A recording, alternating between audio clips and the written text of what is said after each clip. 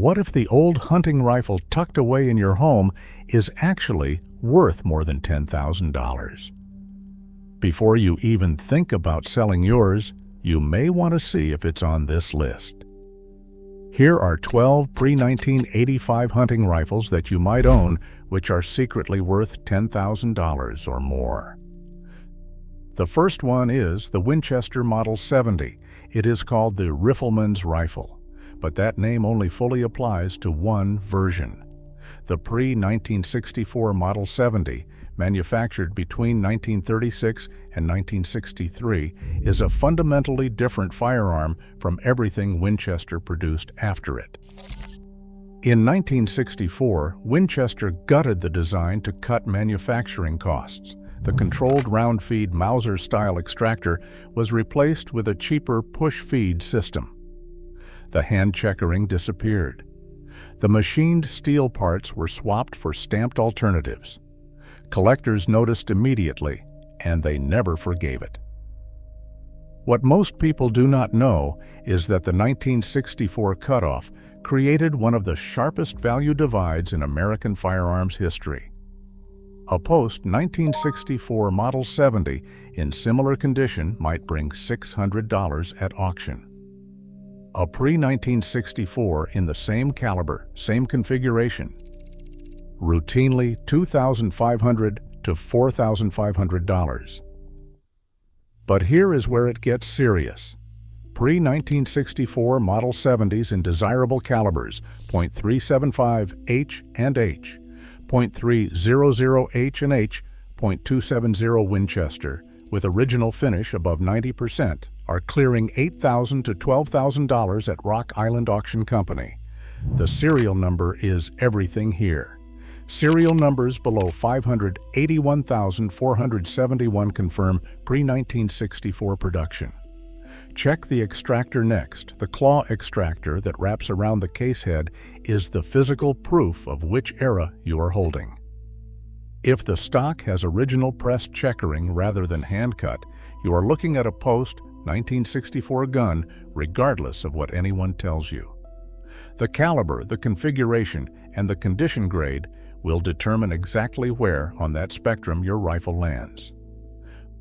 Most people hear Winchester Model 52 and think target rifle. But then there's the Sporter variant, and that's an entirely different conversation. Winchester produced the Model 52 Sporter in limited numbers between 1934 and 1958. It was built on the same precision action as the Target version, but dressed in a sporting stock with a graceful schnabel forend.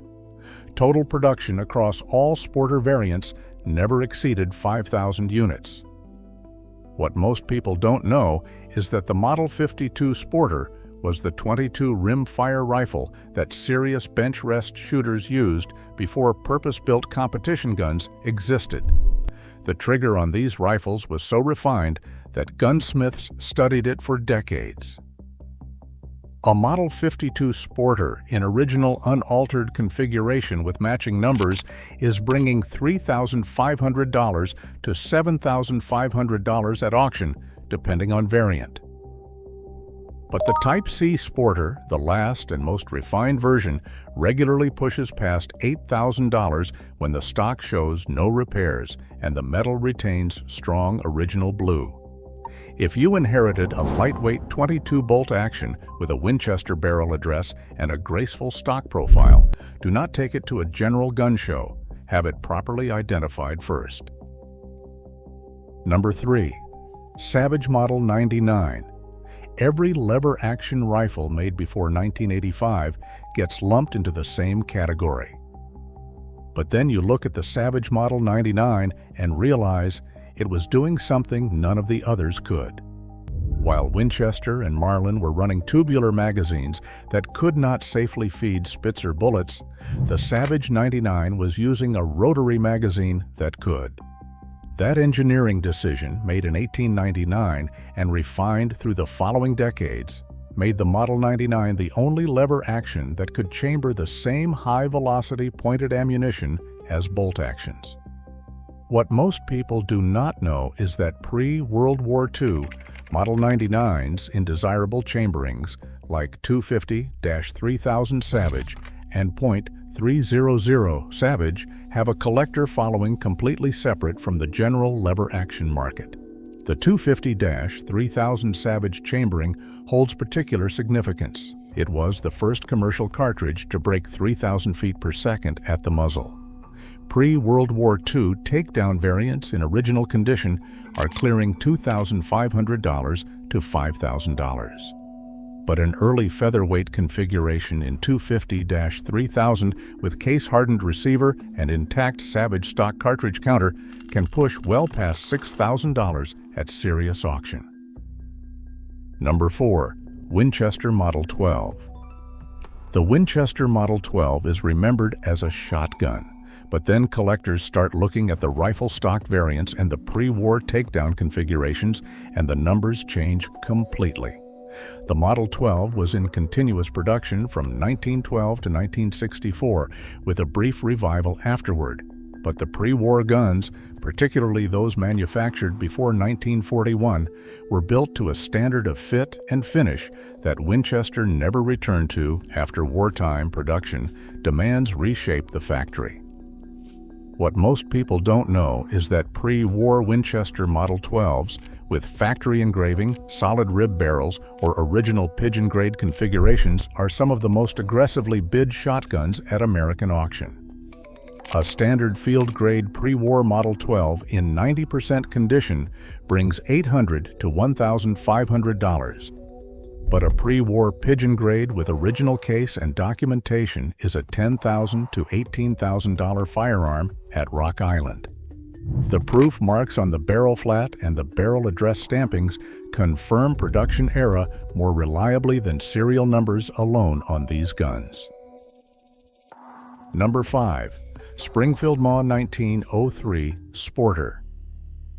The M1903 Springfield as a military rifle is well documented. But then you find one that left the military pipeline and became something else entirely, and the value calculation shifts dramatically. Commercial and custom sporter conversions of the M1903 Springfield, built primarily between the 1920s and the 1950s, represent a specialized collector category that most general gun owners do not know exists. Griffin and Howe, Sedgley, and Hoffman Arms all built sporting rifles on M1903 actions during this period. What most people do not know is that a professionally sporterized M1903 by a named maker carries more collector value than a rack-grade military original in many cases. A Sedgley commercial sporter on a Springfield action in original configuration with the maker's markings intact is a $3,500 to $6,000 rifle.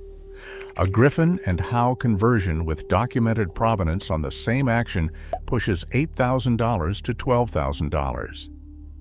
The key is maker identification. Look for the maker's name stamped on the barrel or floor plate and verify the action type, since early Springfield actions and Rock Island actions carry different collector premiums. Number 6. Griffin and Howe Custom Sporters. If you find a rifle with a Griffin and Howe stamp, stop everything. Because what you're holding isn't just a custom rifle, it's the output of the most important custom gun-making shop in American sporting history. Griffin and Howe was founded in New York in 1923 by Seymour Griffin and James Howe. Their clients included Ernest Hemingway, Theodore Roosevelt Jr., and the core of the American sporting establishment through the mid-20th century. What most people don't know is that Griffin and Howe didn't just build rifles, they established the American aesthetic standard for what a sporting rifle should look like. The quarter rib express sight, the swept back bolt handle, the ebony fore-end tip. These details became industry conventions because Griffin and Howe did them first. A Griffin and Howe sporter on a commercial Mauser action in original unaltered configuration starts at $6,000 and moves quickly upward. Documented rifles, those with original order records or known client provenance, have cleared $15,000 to $22,000 at auction. But here's what separates a real G and H from an imitation: the quality of the metal-to-wood fit at the action bedding, the specific style of the floor plate release, and the G and H barrel address stamping format, which changed across different production periods. If the checkering looks machine-cut, it's not original Griffin and Howe work. Every original G and H stock was hand-cut, and it shows. Number 7. Remington Model 722 and 721. The Remington 721 and 722 are rifles that engineers respected and the market ignored. But then the production run ended in 1962, and suddenly the market caught up. Remington introduced the 721 and 722 in 1948 as budget-priced alternatives to the Winchester Model 70. The action was deliberately overbuilt, and Remington engineers designed it to handle pressures well beyond standard commercial specifications. What most people do not know is that the Model 722 in 222 Remington was the rifle that dominated American bench rest competition through the 1950s before purpose-built competition actions existed. Shooters were winning national matches with a rifle that cost less than half the price of a pre-1964 Model 70.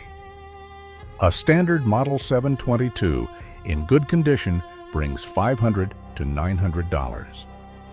But a Model 722 in 222 Remington with original factory stock, matching numbers, and a strong bore is a $2,500 to $4,500 rifle to the right buyer.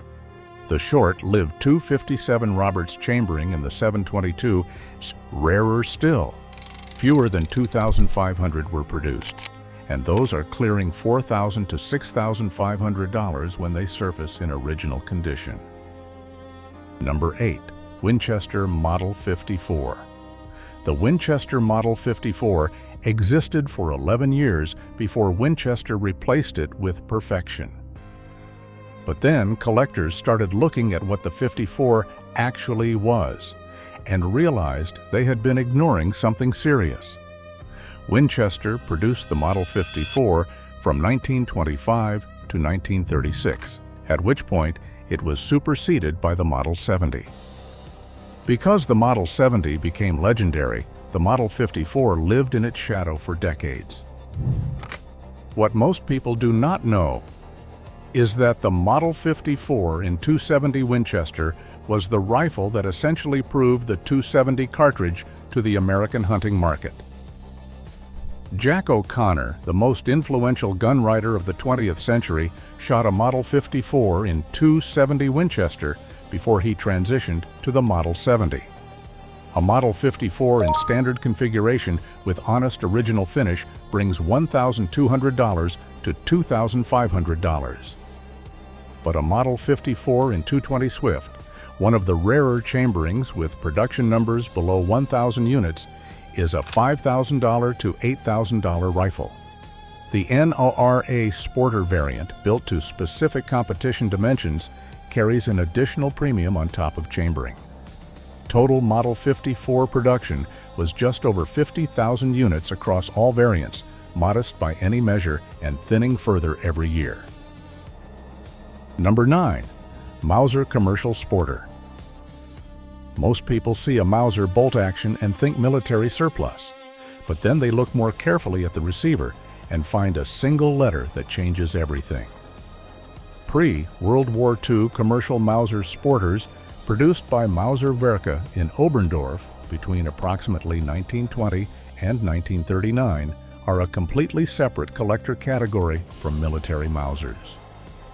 These were built on the same Model 98 action but fitted with commercial barrels, sporting stocks, and checkered steel floor plates, finished to a standard that military production never approached.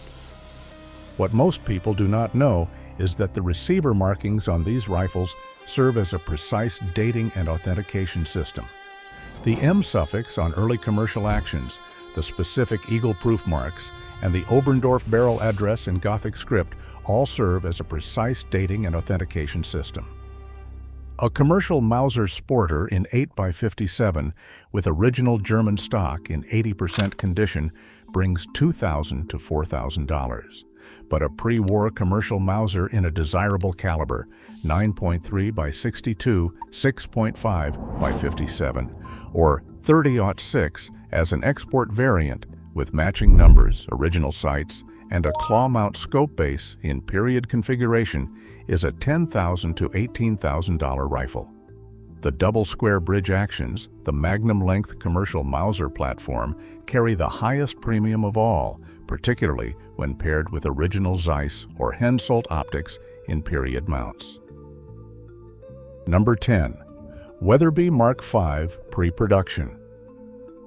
Roy Weatherby built his reputation on velocity. But then he built his early Mark V's on something else entirely, Belgian steel, and that's the version serious collectors are chasing. The Weatherby Mark V was introduced in 1957, but the earliest production rifles were not manufactured in the United States. Weatherby contracted with Fabrique Nationale in Belgium to produce the first Mark V actions, and FN built them to a standard of precision that later American and Japanese production never fully replicated. What most people don't know is that FN-actioned Mark V's can be identified by specific proof marks on the barrel and action, the Liege Proof House crown over star, combined with FN's own inspection stamps. These markings are small, easy to miss, and worth knowing. A standard early Mark V in .300. Weatherby Magnum with FN action in original configuration brings $3,000 to $5,500. But a safari-grade FN-actioned Mark V with original Weatherby stock and documentation confirming early production is an $8,000 to $14,000 rifle. Roy Weatherby personally inspected early FN production, and correspondence documenting his visits to the Herstal factory has surfaced at estate sales and adds provenance premium when it accompanies a rifle. Number 11. Browning High Power Rifle. The Browning High Power Rifle is one of the most quietly discontinued collectibles in American sporting arms. But then you find an early safari grade, and you understand immediately why the people who know these rifles never let them go. Browning introduced the high-power rifle in 1959, manufactured entirely by Fabrique Nationale in Herstal, Belgium. It was positioned as Browning's premium bolt action built on a commercial FN Mauser action with a level of wood-to-metal fit that American production couldn't match at the price point. What most people don't know is that Browning quietly shifted manufacturing away from FN in the mid-1970s, and the quality difference between early Belgian production and later production is visible to anyone who examines both side by side. The grain orientation on early safari-grade stocks, the hand-cut checkering panels, and the polished bolt components are the markers of Belgian manufacture. An early Belgian safari grade in 30-06 in 90% original condition brings $2,500 to $4,500, but a safari grade in a Magnum chambering, 458 Winchester, 375 H&H, 264 Winchester Magnum, with original open sights and documentation confirming pre-1975 production, is a $7,000 to $11,000 rifle at Rock Island. The medallion inlaid into the pistol grip cap on safari-grade rifles was eliminated in later production. Its presence is a quick visual confirmation of early manufacture. Number 12. Winchester Model 70, featherweight, pre-1964. Everything said about the pre-1964 Model 70 applies here, but then you narrow it to the featherweight, and you're in different territory entirely.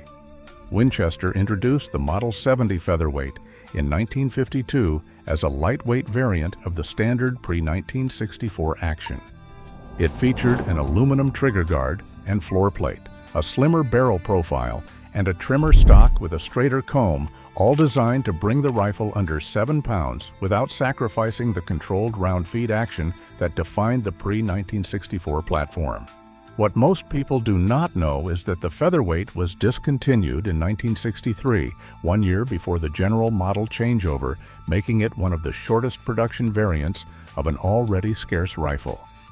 Total featherweight production across all calibers is estimated below 75,000 units, but the chambering is where value separates sharply.